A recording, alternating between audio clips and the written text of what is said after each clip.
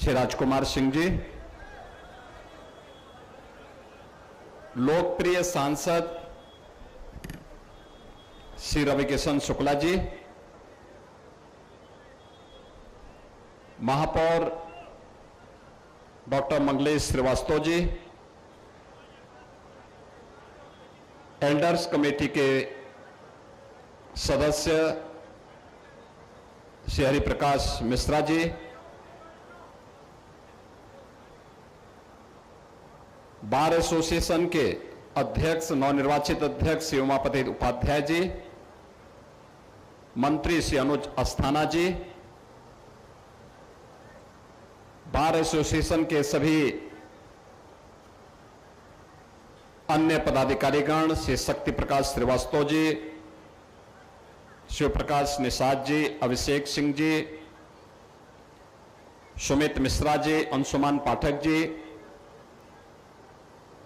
प्रवीण कुमार शुक्ला जी, रमेश कुमार यादव जी, अमरनाथ कुशवाहा जी, आशुतोष दुबे जी, धनंजय कुमार त्रिपाठी जी, रंजन श्रीवास्तव जी, आशुतोष कुमार श्रीवास्तव जी, किशन जी, रमेश सिंह जी, राकेश कुमार शुक्ला जी, सुश्री रोशनी आर्य जी, आलोक कुमार गोयल जी, हर्ष कुमार शुक्ला जी, अमित कुमार पांडे जी, आनंद कुमार तिवारी जी, सज्जन कुमार पांडे जी, सभी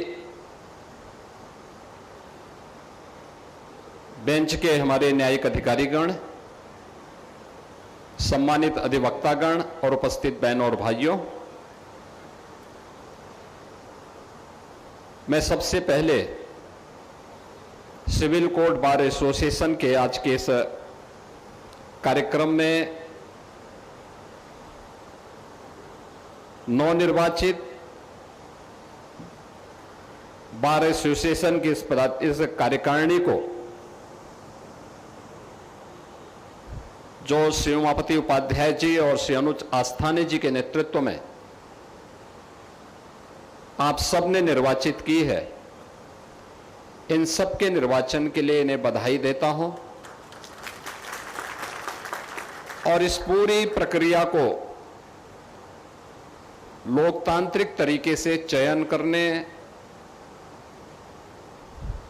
और आज इस कार्यक्रम में अपनी उपस्थिति से इस गरिमामय समारोह को, परिचय समारोह को और भी गरिमापूर्ण तरीके से आप लोगों के द्वारा यहां पर संपन्न किया जा रहा है, इसके लिए मैं आप सबका भी हृदय से अभिनंदन करता हूं। हम सब जानते हैं कि भारत ने स्वतंत्र होने के उपरांत अपने संसदीय लोकतंत्र को अंगीकार किया और जिसका आधार लोकतंत्र के वे तीन महत्वपूर्ण स्तंभ हैं, जिनमें विधायिका है, न्यायपालिका है और कार्यपालिका है। हम इन सभी तीनों स्तंभों को जब देखते हैं तो तीनों स्तंभ एक दूसरे की भावनाओं का सम्मान करते हुए अपनी लक्ष्मण रेखा के अंदर अपने अपने कर्तव्यों का निर्वहन भारत के संविधान के प्रति अपनी निष्ठा को व्यक्त करते हुए जब पूरी निष्ठा के साथ कार्य करते हैं तो वह एक सामान्य नागरिक उससे लाभान्वित होता है। राष्ट्र की एकता और अखंडता को हम मजबूती प्रदान करने में अपना योगदान दे पाते हैं। जब हम न्यायपालिका की बात करते हैं तो इन तीनों, चाहे वह विधायिका हो, कार्यपालिका हो या न्यायपालिका, इन तीनों के बीच यानी न्यायपालिका के संवाद को आगे बढ़ाने में जो महत्वपूर्ण भूमिका होती है वो हमारे अधिवक्ताओं की होती है। एक सामान्य नागरिक की बात को न्यायपालिका तक पहुंचाना और उसको समस्या तक पहुंचाने का, समाधान का रास्ता भी निकालना, इसमें एक बड़ी भूमिका आप सभी अधिवक्ताओं की है। और उस भूमिका को एक विश्वास के संबंध के रूप में स्थापित करना यह अत्यंत महत्वपूर्ण है। मैं अक्सर इस बात को मानता हूं कि हमारे अधिवक्ता केवल एक मुकदमा नहीं लड़ते, बल्कि एक सामान्य नागरिक के विश्वास के प्रतीक होते हैं। वह समाज के एक विधिक सलाहकार भी हैं। वे संविधान के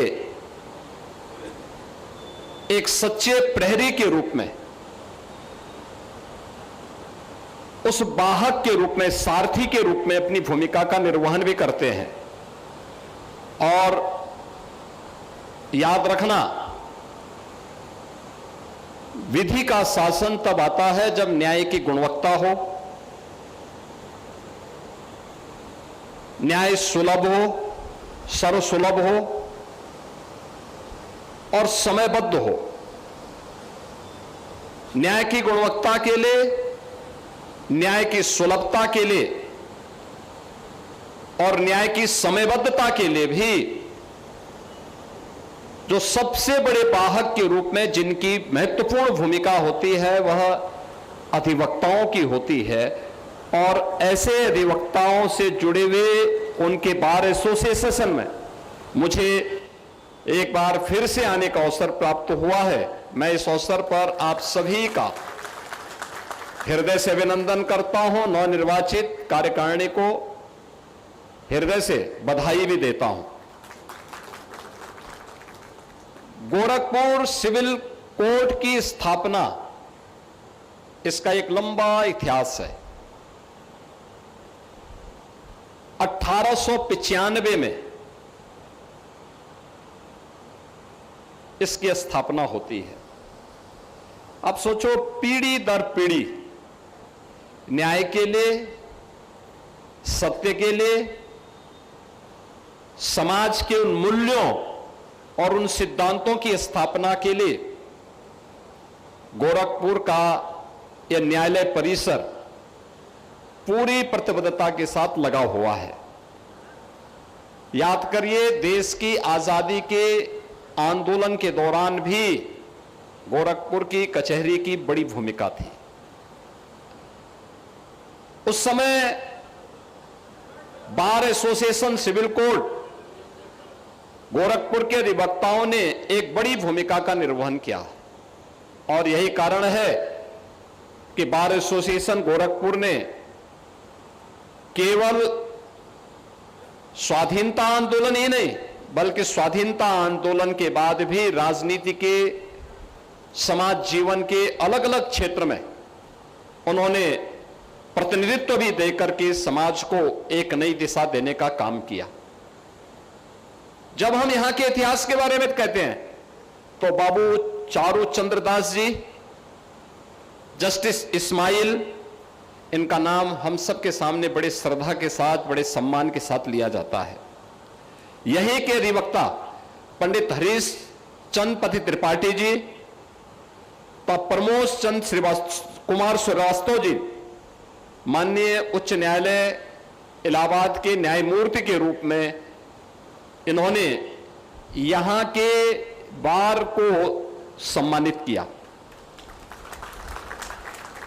एडवोकेट केपी सिंह जी राजनीति के क्षेत्र में उन्होंने आप सबकी बदौलत उत्तर प्रदेश के अपर हाउस का प्रतिनिधित्व किया। 2-2 बार विधान परिषद के सदस्य चुने गए। यानी जिस बार का महत्व इस बात से जोड़ा जाता है कि उसने न्यायमूर्ति दिए, स्वाधीनता संग्राम के अग्रणी सेनानी दिए और उसने एक समृद्ध विरासत अपनी वर्तमान पीढ़ी के लिए छोड़ा हो, उस बार एसोसिएशन के साथ जुड़ना और उस बार के साथ, उस गरिमा के साथ आगे बढ़ना एक हम सब के लिए महत्वपूर्ण उपलब्धि होती है। मित्रों, हम सब इस बात को जानते हैं कि भारत की आजादी के दौरान देश के अधिवक्ताओं की भूमिका कितनी महत्वपूर्ण थी। उस समय देश की आजादी के आंदोलन को नेतृत्व देने वाले जितने भी बड़े नेता थे, राष्ट्रपिता महात्मा गांधी हो, नेताजी सुभाष चंद्र बोस हो, लौह पुरुष सरदार वल्लभ भाई पटेल हो, भारत के संविधान सभा के अध्यक्ष डॉक्टर राजेंद्र प्रसाद जी हो, भारत के संविधान के शिल्पी बाबा साहब डॉक्टर भीमराव अंबेडकर हो, देश के प्रथम प्रधानमंत्री पंडित जवाहरलाल नेहरू हो,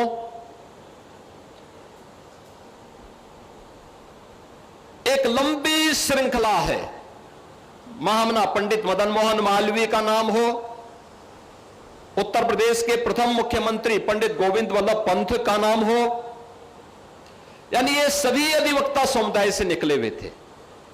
यानी कितनी गरिमापूर्ण और कितनी गौरवशाली परंपरा अधिवक्ताओं की है, और उस गौरवशाली परंपरा के साथ आप सबको जोड़ने का अवसर प्राप्त होता है। आप जब भी याद रखना, जिसके सामने एक समृद्ध परंपरा हो, एक समृद्ध आदर्श हो, उसके लिए आगे बढ़ने के लिए एक लक्ष्य होता है कि हम भी प्रयास करेंगे तो वहां तक पहुंच सकते हैं। उन्होंने भी शुरुआत छोटे से की, लेकिन एक लंबी छलांग लगाई और वहां तक पहुंचे। डॉक्टर राजेंद्र प्रसाद जी की सादगी, उनकी ईमानदारी, भारत के मूल्यों के प्रति उनकी निष्ठा किसी से छुपी भी नहीं थी। मैं जब भी प्रयागराज जाता हूं, मुझे डॉक्टर राजेंद्र प्रसाद जी की स्मृतियां आती हैं। जब मैं वहां के फोर्ट को देखता हूं, वहां के किले को देखता हूं, उस किले में प्रेसिडेंट सूट है। तो मैंने पूछा वहां, जब पहली बार जब मुझे प्रयागराज जाने का अवसर प्राप्त हुआ, तो मैंने पूछा, मैंने कहा ये प्रेसिडेंट सूट का मतलब यहां? तो तब मुझे बताया गया कि कुंभ के दौरान भी और प्रतिवर्ष माघ मेले के दौरान भी राष्ट्रपति रहते हुए डॉक्टर राजेंद्र प्रसाद जी प्रतिवर्ष 1 माह का समय प्रयागराज में व्यतीत करते थे। माघ मेले के दौरान वहां रह करके अपने आध्यात्मिक मूल्यों को किस रूप में विकसित करके राष्ट्र को लाभान्वित करते थे, यह कार्य प्रयागराज में रहकर के उनके द्वारा संपन्न किया जाता था। भारत केवल स्वतंत्र 1947 में हमें राजनीतिक स्वतंत्रता नहीं मिली थी, भारत को संपूर्ण स्वतंत्रता प्राप्त हुई थी। भारत के मूल्यों की स्थापना के लिए क्या कुछ प्रयास होने चाहिए। जब सोमनाथ के मंदिर के पुनरुद्धार के कार्यक्रम के दौरान वहां पर भगवान सोमनाथ की मूर्ति प्राण प्रतिष्ठा के कार्यक्रम को लेकर के तत्कालीन सरकार और तत्कालीन प्रधानमंत्री के द्वारा रोकने का प्रयास हुआ, तो राष्ट्रपति के रूप में उन्होंने मना किया। उन्होंने कहा नहीं, सोमनाथ मंदिर का पुनरुद्धार ये भारतीय संस्कृति और भारत की सनातन मूल्यों की अभिवृद्धि का एक सनातन प्रयास है और मुझे इस कार्यक्रम में जाना चाहिए। मैं इस कार्यक्रम में जाने से अपने आप को रोक नहीं सकता हूं। और वे स्वयं सोमनाथ गए, उन्होंने इस कार्यक्रम को अपने हाथों से संपन्न किया। आखिर राजेंद्र बाबू भी तो अधिवक्ता थे, और इसलिए राजेंद्र बाबू की इस स्मृति को बनाए रखने के लिए हमारी सरकार ने देश की संविधान सभा के अध्यक्ष के रूप में उनके योगदान को ध्यान में रखते हुए उत्तर प्रदेश के प्रयागराज में हम लोग doctor Rajendra Prasad national law university का निर्माण हम लोगों ने किया है। उसका काम अंतिम चरणों में चल रहा है, सत्र प्रारंभ हो चुका है। आज मैं इस बात को कह सकता हूं कि एक बड़ी समृद्ध परंपरा के आप वाहक हैं और उस समृद्ध परंपरा में हम सबको इस बात को ध्यान में रखना होगा कि जब भी यह देश अच्छे ढंग से आगे बढ़ा है, स्वर्णिम काल की आभा में नित नए प्रतिमान स्थापित करता है, उस समय उतने ही चुनौतियां भी हमारे सामने आती हुई दिखाई देती है। ये चुनौतियां दोनों प्रकार की होती हैं, आंतरिक भी होती हैं, बाह्य भी होती है। उन चुनौतियों का सामना करने के लिए हमें अपने आप को कैसे तैयार करना है, यह समाज के एक जागरूक प्रहरी के रूप में आपकी एक बड़ी भूमिका होती है। और उस भूमिका के लिए हमारे अधिवक्ता समुदाय को अपने आप को तैयार करना होगा, अपने आप को तैयार करना होगा। और उस दृष्टि से आपने पिछले 12 वर्ष में बदलते हुए भारत की तस्वीर को देखा है। आज से 12 वर्ष पहले एक सामान्य भारतीय के मन में क्या भाव थे, दुनिया हमारे बारे में क्या सोचती थी, आज क्या सोच रही है, इन दोनों के परसेप्शन को आप देखेंगे तो आपको 360 डिग्री का अंतर दिखाई देगा, 360 डिग्री का अंतर दिखाई देगा। आज से 12 वर्ष पहले भारत के बारे में दुनिया की निगाहों में एक कमजोर देश, अपने मूल्यों और आदर्शों से विमुख देश, गरीबी, बदहाली, बेरोजगारी, अराजकता, भ्रष्टाचार, ये एक नियति बन चुकी थी। आज जिस भारत को हमारी पीढ़ी देख रही है, वह भारत अपने मूल्यों के प्रति प्रतिबद्ध भारत दिखाई देता है। वह भारत अपनी विरासत का संरक्षण करने वाला भारत है। वह भारत उत्तर से दक्षिण, पूरब से पश्चिम एक भारत के रूप में श्रेष्ठ भारत की यात्रा को करता हुआ दिखाई देता है। वह भारत आज अपने वर्ल्ड क्लास इंफ्रास्ट्रक्चर के लिए जाना जा रहा है। वह भारत न केवल अपनी समृद्ध परंपरा के लिए बल्कि अपने समृद्ध आर्थिक व्यवस्था को मजबूती के साथ आगे बढ़ाने वाला दिखाई दे रहा है।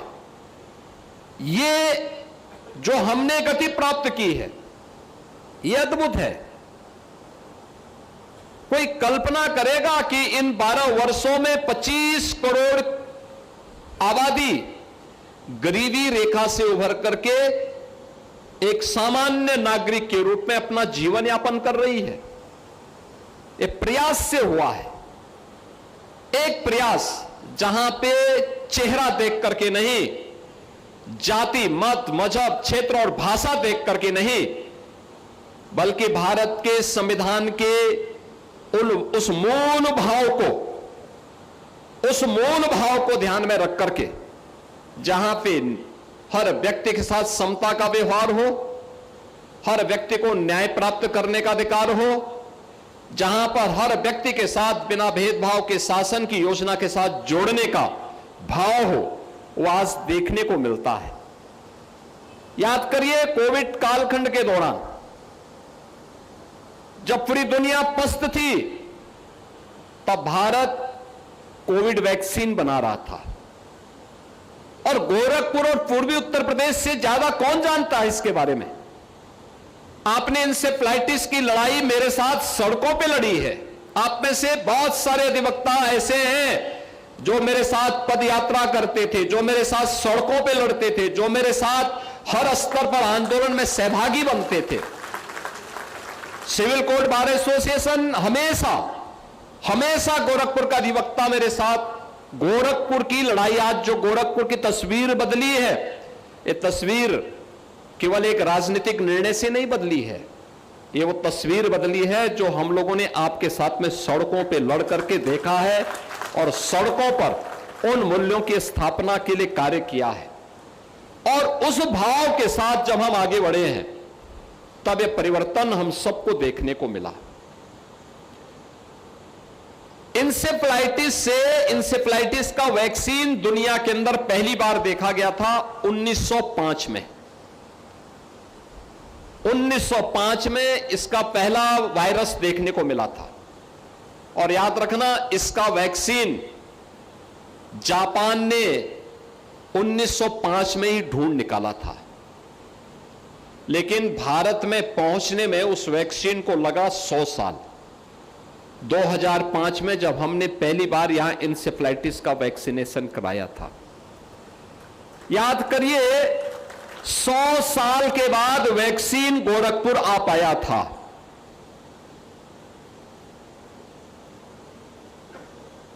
बीमारी 100 साल पुरानी है।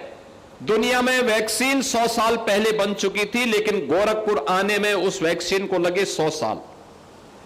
और कोविड के समाधान के लिए प्रधानमंत्री मोदी जी के नेतृत्व में जो अभियान चला, मात्र 9 महीने में हमने भारत के अंदर अपना वैक्सीन बनाया। न केवल भारत की 140 करोड़ लोगों को बचाने का कार्य किया, बल्कि दुनिया के अंदर 100 देशों को भी वैक्सीन की आपूर्ति की। बहुत सारे देश ऐसे थे जो वैक्सीन नहीं खरीद सकते थे, उनको भी वैक्सीन उपलब्ध करवाया। यानी भारत के अंदर 140 करोड़ के भारत में 80 करोड़ लोगों को फ्री में राशन की सुविधा थी। आज भी भारत 80 करोड़ लोगों को फ्री में राशन की सुविधा दे रहा है। कोई सोचता था भारत के अंदर 50 करोड़ लोगों को आयुष्मान भारत की 5 लाख रुपए की सुविधा हर वर्ष प्राप्त हो पाएगी? जो हमारे अध्यक्ष जी और मंत्री जी यहां पे कह रहे थे कैशलेस सुविधा, यही कैशलेस की सुविधा है जो भारत के अंदर 50 करोड़ लोगों को फ्री में उपलब्ध करवाने का काम आज यहां पे डबल इंजन की ये सरकार मोदी जी के नेतृत्व में कर रही है। कोई सोचता था, कोई सोच ही नहीं सकता था। 12 करोड़ घरों में एक शौचालय बन गए। कोई सोचता था 4 करोड़ लोगों के अपने घर बन जाएं। कोई सोचता था 45 करोड़ लोगों के घर में जनधन के अकाउंट खुल जाएंगे। पहले हम बैंक में अकाउंट खोलने के लिए जाते थे तो कहता था, बैंक वाला कहता था कि 1000 रुपया जमा करिए। जिसने 1000 रुपया देखा ही नहीं था उससे कहा जाता 1000 रुपया जमा करेंगे तब बैंक अकाउंट खोलेंगे। बैंक अकाउंट भी नहीं खोल पाए। एक साथ इतने लोगों को प्राप्त हुआ। आज परिणाम क्या है? डीबीटी के माध्यम से हम करोड़ों रुपया एक क्लिक करते हैं, पैसा उसके अकाउंट में पहुंच जाता है। बीच में किसी प्रकार की कोई दलाली नहीं। एक गरीब को उसके जीवन में परिवर्तन करने का आधार टेक्नोलॉजी कैसे हो सकती है, ये डीबीटी उसका माध्यम बनी है। रसोई गैस के कनेक्शन के लिए भटकना पड़ता था। 12 करोड़ परिवारों को फ्री में रसोई गैस के कनेक्शन मिले। ये जो परिवर्तन है, इस परिवर्तन ने 25 करोड़ लोगों के जीवन में एक नया सवेरा लाने में सफलता प्राप्त की। यह परिवर्तन जो हुआ है, इस परिवर्तन का वाहक एक और भारत है। अब भारत ने जो पिछले 12 वर्ष में इंफ्रास्ट्रक्चर विकसित किया, अपनी विरासत को संरक्षित करते हुए तेजी के साथ उसने उन्हें दुनिया के लिए आकर्षण का केंद्र बनाया। आज उसी को लेकर के दुनिया के बहुत सारी ताकतें ऐसी हैं जो उसको स्वीकार करने को तैयार नहीं। उन्हें अच्छा नहीं लगता, क्योंकि भारत अब बॉटम 3 नहीं बल्कि दुनिया के बॉटम 5 राष्ट्रों में भारत की गिनती हो गई है। यानी टॉप 5 में भारत आ गया है। बॉटम 5 से टॉप 5 की इस यात्रा में भारत ने जो यात्रा तय की है, ये दुनिया के उन देशों को अब अच्छा नहीं लग रहा है जिनको लगता है कि अगले कुछ वर्ष में भारत टॉप 3 में आएगा। टॉप 3 में मतलब अमेरिका, चीन और भारत, 3 देश रहेंगे जिनके बीच में प्रतिस्पर्धा होने वाली है।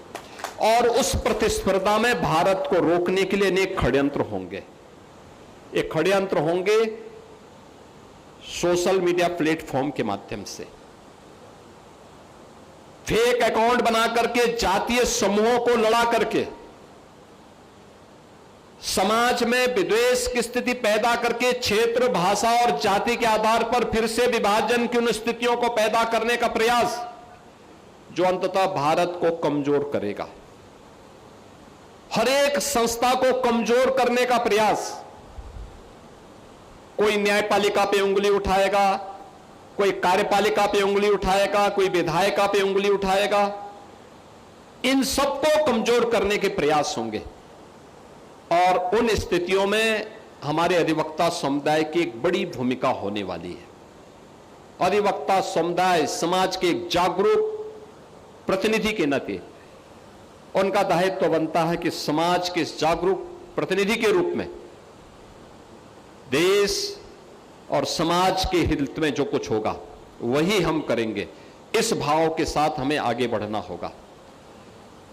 याद करिए, आजादी के 70 वर्षों तक हम लोग उन लोगों की ओर देख रहे थे जिन लोगों ने हमें गुलाम बनाया।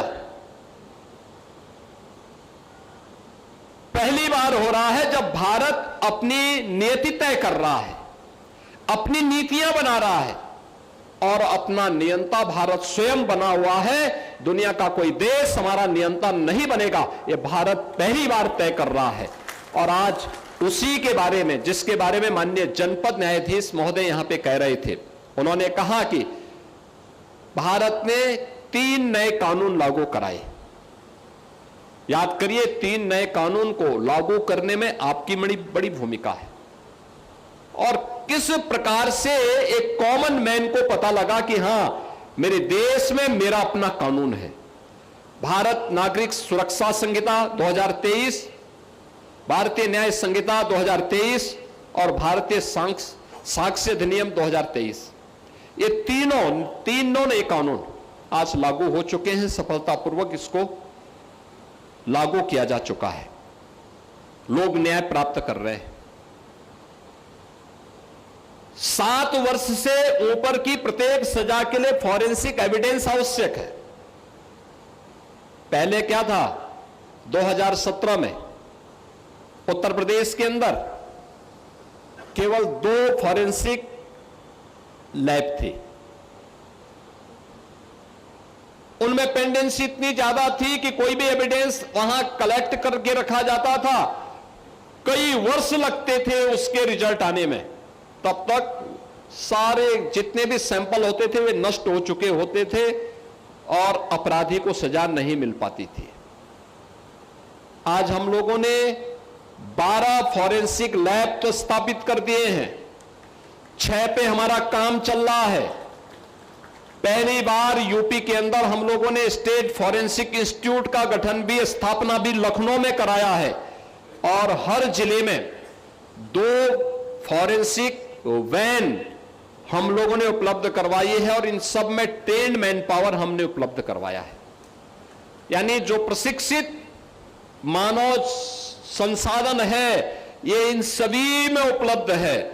और आज यही कारण है कि जब 3 नए कानून लागू हुए तो उस दौरान हम अपने आप को पूरी तरह तैयार कर चुके थे। आज एक सामान्य नागरिक भी बोल सकता है कि हां, मेरे साथ अन्याय हुआ है तो मैं भी न्याय प्राप्त कर लूंगा और मुझे भी इन सभी मुद्दों पर आगे बढ़ने का पूरा अधिकार है। और उन स्थितियों में आज हम सबका दायित्व बनता है कि जब भारत एक सही दिशा में आगे बढ़ रहा है तो उन सबको हमें प्रभावी ढंग से आगे बढ़ाना, उसमें हमें अपना योगदान देना होगा। आज यूपी के बारे में हर व्यक्ति क्यों अच्छा बोल रहा है? आप देश के अंदर कहीं भी चले जाइए, 17 के पहले ऐसी स्थिति नहीं थी। 17 के पहले ऐसी स्थिति नहीं थी। 17 के पहले यूपी का व्यक्ति कहीं भी यूपी के बाहर जाता था, लोग शक और संदेह की निगाह से देखते थे। कहां से? यूपी से। ओ, शक और शक की निगाह से देखते थे। यानी वहां अगर आपसे मिलना भी चाहता है तो दूरी बनाता था, 10 कदम दूरी बनाता था। और आज मैं कह सकता हूं, आप देश के अंदर कहीं भी जाएंगे, अपना यूपी का परिचय देंगे तो वह 10 कदम दूर होगा तो 10 कदम आगे चल करके आपसे गले मिलने का जरूर प्रयास करेगा। ये परिवर्तन, और ये परिवर्तन इसलिए हुआ है क्योंकि प्रदेश में कानून का राज हो, इस प्रतिबद्धता को व्यक्त करने के लिए हम लोगों ने पूरी प्रतिबद्धता के साथ उसके लागू किया। आप सोचो ना, जहां पहले कट्टा और बम बनते थे, आज वहां ब्रह्मोस मिसाइल बन रही है। ब्रह्मोस मिसाइल देश को सुरक्षा प्रदान कर रही है। वहां डिफेंस मैन्युफैक्चरिंग कॉरिडोर से भारत की रक्षा आत्मनिर्भरता के लक्ष्य को प्राप्त करने की दिशा में हम आगे बढ़ रहे हैं। जिस राज्य में पहले बेरोजगारी और पलायन, जिसके लिए एक चैलेंज था, आज उस राज्य सबसे कम बेरोजगारी दर वाला राज्य है देश के अंदर। सबसे बड़ी आबादी का राज्य, लेकिन बेरोजगारी की दर सबसे कम, क्योंकि उसके लिए उन नए स्रोतों को ढूंढा गया, उस प्रकार का माहौल बनाया गया, उस प्रकार का इंफ्रास्ट्रक्चर तैयार किया गया। आपको यहां से लखनऊ जाने के लिए पहले 5-6 घंटे लगते थे, आज 3.5 घंटे में आप लखनऊ जा सकते हैं। वाराणसी जाने में आपको पहले 4 से 5 घंटे लगते थे, आज 2.5 घंटे में आप वाराणसी जा सकते हैं। पहले एयर कनेक्टिविटी नहीं थी, आज बेहतरीन एयर कनेक्टिविटी है। पहले हर सड़क पे जाम था, आज जाम नहीं है, आज चौड़ी सड़कें हैं। एक नया गोरखपुर भर करके सामने आया है। पहले रामगढ़ ताल पूरे गोरखपुर सिटी के सीवर और ड्रेनेज का एक गढ़ बन चुका था, आज वहां पर बड़े बड़े लोग अपना आवास खरीद रहे हैं। और मैं देखता हूं शाम के समय तो भारी संख्या में टूरिस्ट वहां रहते हैं, भारी संख्या में रहते हैं। ये जो परिवर्तन हुआ है, ये परिवर्तन इसलिए हुआ है क्योंकि परिवर्तन का वाहक देश है। देश चाहता है, जनता चाहती है, युवा चाहती है, और उस परिवर्तन का आधार बना है। पहले उपद्रव होते थे, कर्फ्यू लगता था, दंगे होते थे, अब उपद्रव नहीं, अब उत्सव है।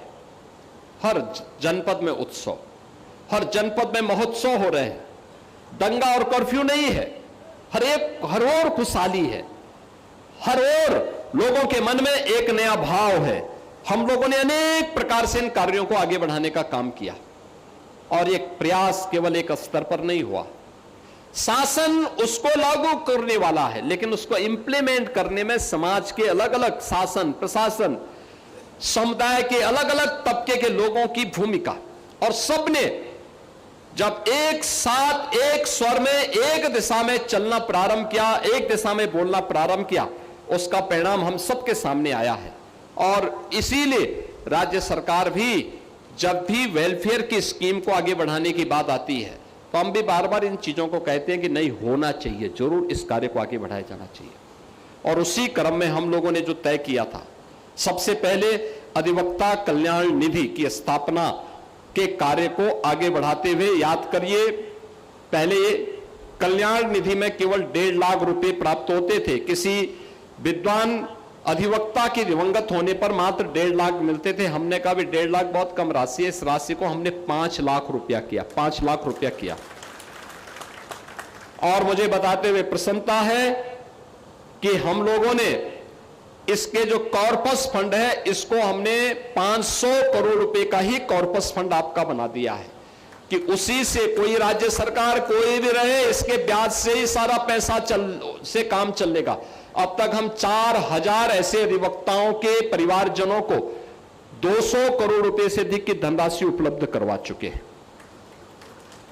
इसके साथ ही आर्थिक सहायता पहले केवल 60 वर्ष तक की आयु की सीमा तक ही प्राप्त होता था। अब हम लोगों ने अधिवक्ता अगर 70 वर्ष तक का भी है, दुर्भाग्य से दिवंगत हो गया है, तो उसके परिवार को भी हम लोग इससे आच्छादित करते हैं। और ये कार्य हम लोगों ने यहां किया है। न्याय मित्र और विशेष अधिवक्ता था नामित अधिवक्ता की बहस की फीस को बढ़ाकर के हम लोगों ने 2300 रुपए कर दी है। उप जिला शासकीय अधिवक्ता और रिटेनर फीस को बढ़ाकर 9000 रुपए, सहायक जिला शासकीय अधिवक्ता की रिटेनर फीस को 10,000 रुपए, अपर जिला शासकीय अधिवक्ता की रिटेनर फीस को बढ़ा के 11,000 रुपए तथा जिला शासकीय अधिवक्ता की प्रतिमाह रिटेनर फीस को बढ़ाकर के 14,000 रुपए कर दी है। सभी जिला शासकीय अधिवक्ताओं की बहस फीस में भी वृद्धि की गई है। माननीय उच्च न्यायालय और माननीय सर्वोच्च न्यायालय की में राज्य की पैरवी करने वाले जितने भी हमारे विद्वान अधिवक्ता हैं, विधि अधिकारी, उनकी फीस को भी 50% से अधिक की वृद्धि इसमें हम लोगों ने की है। अधिवक्ता सामाजिक सुरक्षा निधि योजना के अंतर्गत अब तक हम लोगों ने 87 करोड़ 86 लाख रुपए की से अधिक की धनराशि का भुगतान भी हम लोगों ने किया है और युवा पीढ़ी के अधिवक्ताओं के बौद्धिक रूप से समृद्ध करने के लिए पुस्तकें और विधिक जो पत्रिकाएं हैं उनके क्रय के लिए भी 1 करोड़ 60 लाख रुपए से अधिक की धनराशि हम लोगों ने अब तक जारी की है। इसके साथ ही अधिवक्ताओं के बेहतर कार्य वातावरण बनाने के लिए त्वरित आर्थिक विकास निधि से हम लोगों ने अधिवक्ता भवन, चैम्बर बनाने के लिए झांसी, सुल्तानपुर, वाराणसी, प्रतापगढ़, संत कबीरनगर, सिद्धार्थनगर, देवरिया, बलरामपुर, गोरखपुर में भी हम लोगों ने धनराशि उपलब्ध करवाई है।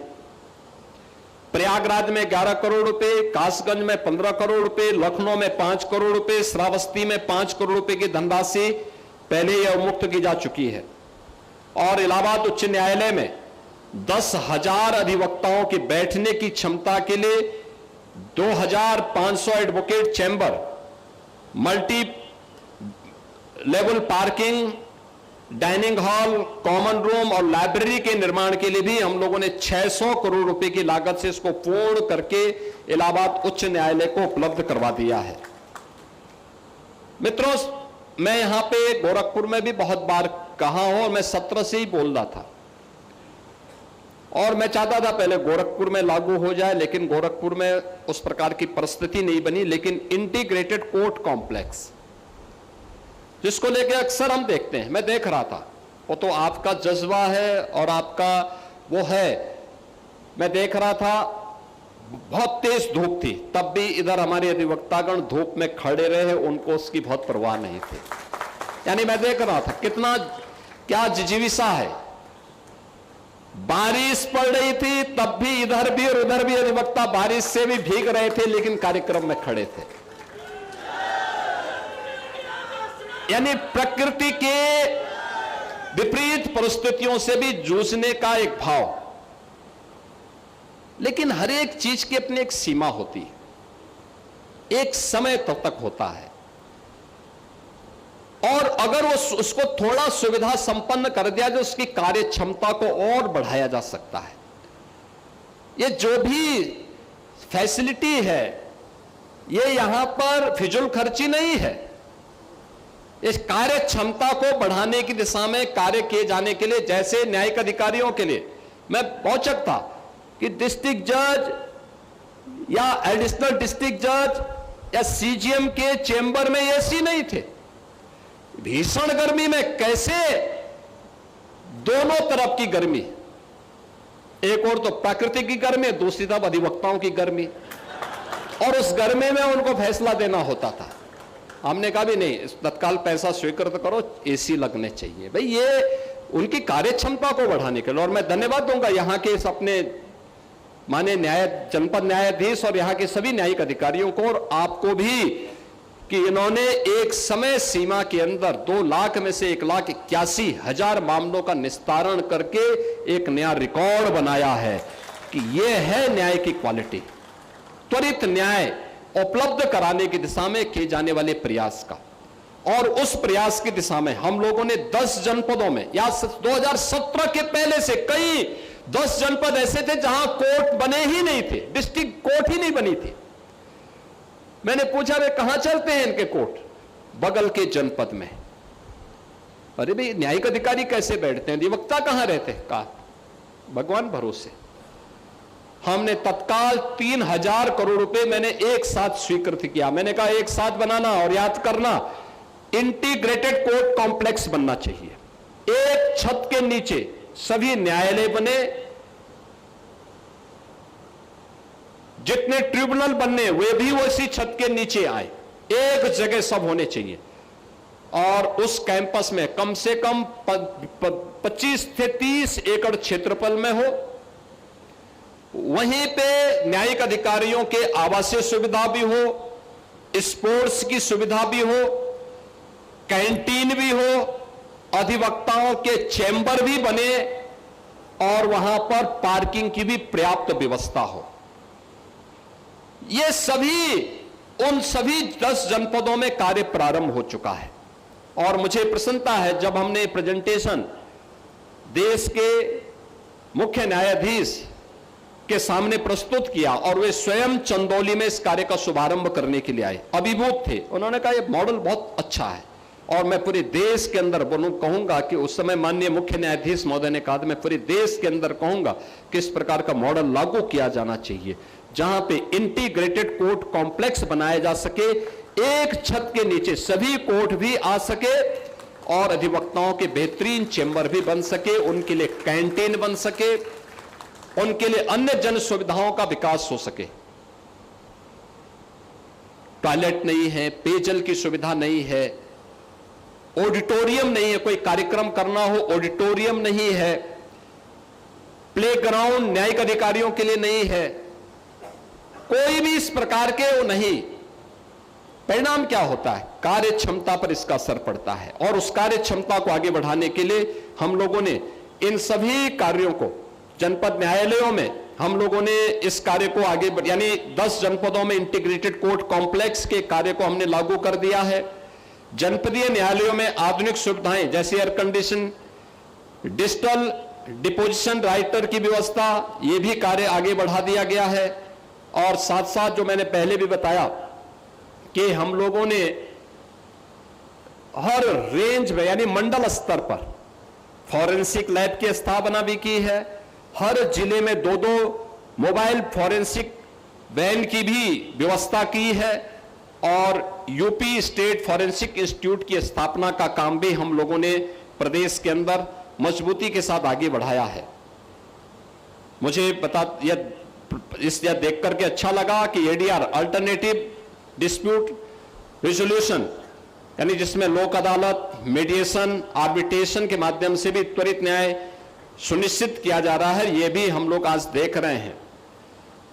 आज राज्य सरकार inter operable criminal justice system ICJS के अंतर्गत ई कोर्ट्स, ई पुलिसिंग, ई प्रोसिक्यूशन, ई फॉरेंसिक, ई प्रिजन की इंटीग्रेटेड प्लेटफॉर्म पर भी इसको जोड़ने की कार्रवाई तेजी के साथ आगे बढ़ रही है, जिसमें न्यायिक और प्रशासनिक प्रक्रियाएं भी बहुत तेजी के साथ आगे बढ़ाने का काम हो रहा है। इन सभी कार्यों को हम मजबूती के साथ आगे बढ़ा रहे हैं और मेरा मानना है अधिवक्ता समुदाय की इसमें एक बड़ी भूमिका होगी। जो बात अभी हमारे नवनिर्वाचित पदाधिकारी यहां पे कह रहे थे,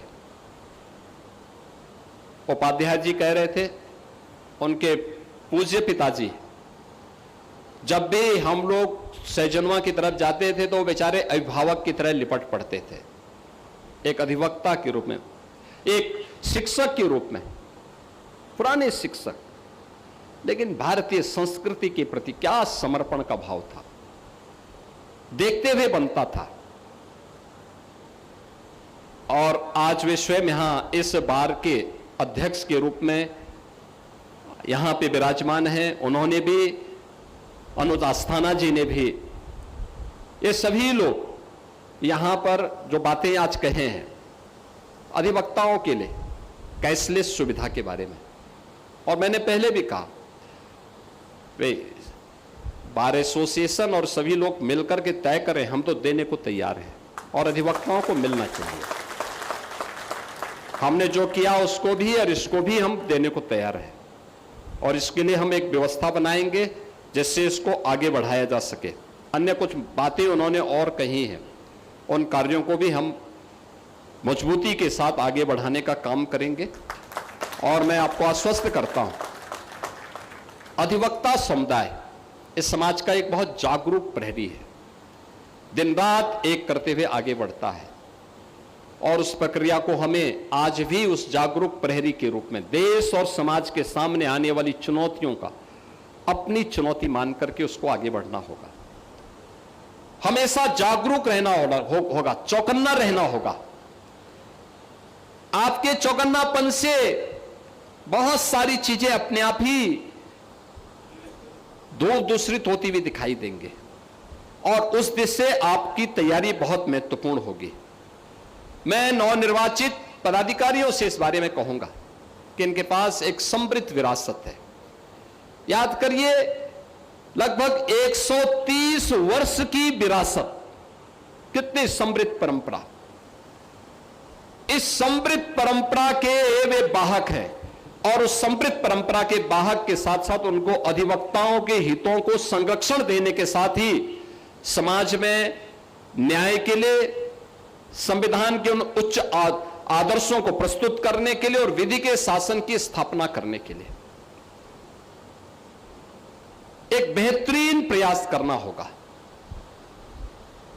बेंच और बार के बीच में बेहतरीन संवाद हो और एक सामान्य नागरिक को न्याय समयबद्ध तरीके से सहजता के साथ उपलब्ध हो, इस दिशा में उनके द्वारा किए जाने वाले प्रयास इस बार को एक नई ऊंचाइयां प्रदान करेंगे।